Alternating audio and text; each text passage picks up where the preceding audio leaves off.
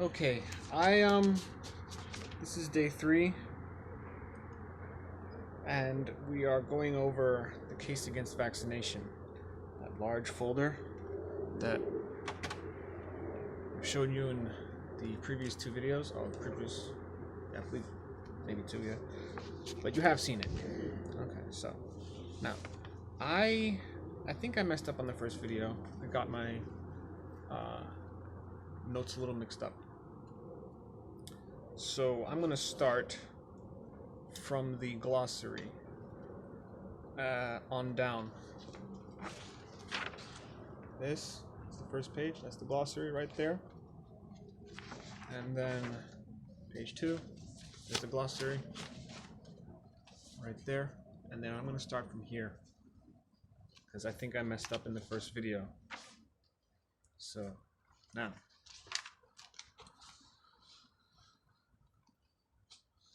okay. A large and enthusiastic meeting of citizens was held in the Northgate Assembly Rooms, Gloucester, on Saturday evening, January 25th. The hall was crowded, and many failed to gain attendance. Mr. S. Bland, J.P., presided. The chairman, in opening the proceedings, said, "Ladies and gentlemen, the issue of the doctor's manifesto is on the present outbreak of smallpox in Gloucester. It has opened the floodgates of discussion and denunciation upon the vaccination question. The anti-vaccinators, firm in their convictions, remain unmoved by the stale sophistries, bogus statistics, and stupid taunts thrown at them. The spectacle of a few individuals opposing the unanimous dictum of the local doctors is a fair butt for the small jokes of those superior persons who, to save themselves the trouble of study and thought, give their bodies to the doctor and their souls to the priest, relying on the necromancy of the one and on the other for their physical and spiritual salvation." Ooh, red pills. "I yield to no one in proper respect for both professions. I yield to no one in proper respect for both of those professions. But knowing as I do, as you do, the discarded fallacies and tremendous blunders which have received their unanimous support in the past,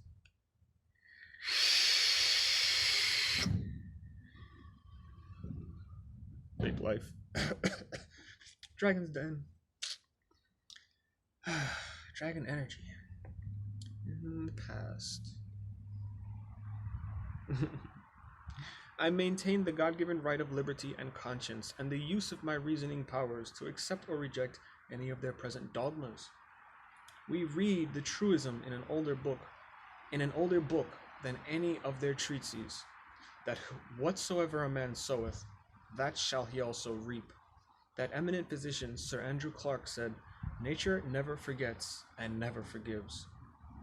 And until it is an indisputably proven fact, which it is not at present, and I do not think it will ever be, that you can preserve health by the inoculation of disease, I will have none of it. Many years ago, my attention was directed to the subject of vaccination by an extraordinary event. The guardians of Cayley Union were sent in a body to prison for refusing. Excuse me, guys, real quick.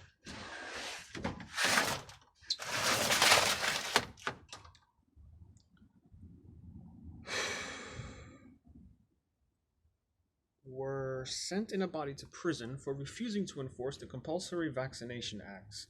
That led me to study the whole question, with the result that I became an anti-vaccinator by conviction. In the course of events, I was forced to the front in a public discussion of the subject in which Dr. Bond was our chief opponent. Neither of us convinced the other, but the result showed that the public were convinced.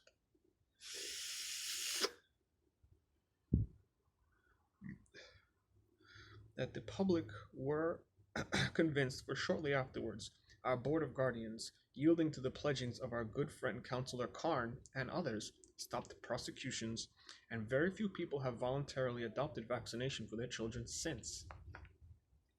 At the time, only a solitary medical man here and there was found on our side, but since then we have been joined amongst others by two of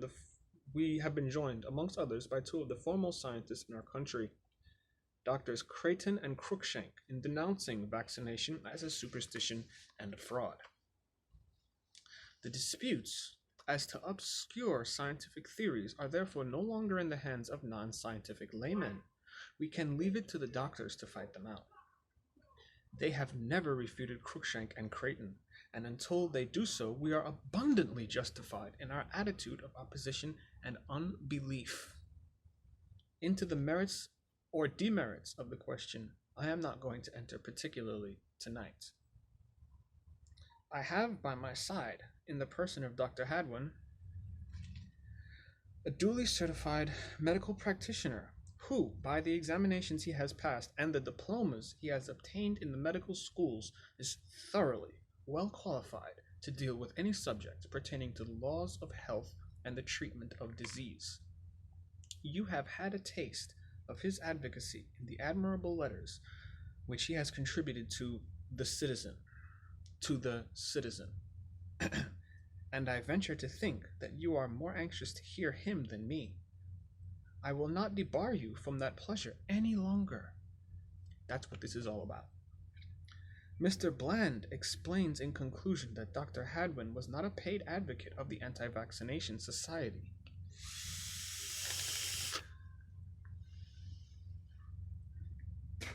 Which was really poor in funds, though rich in the allegiance of its supporters and in the intelligence of those who adapt its principles.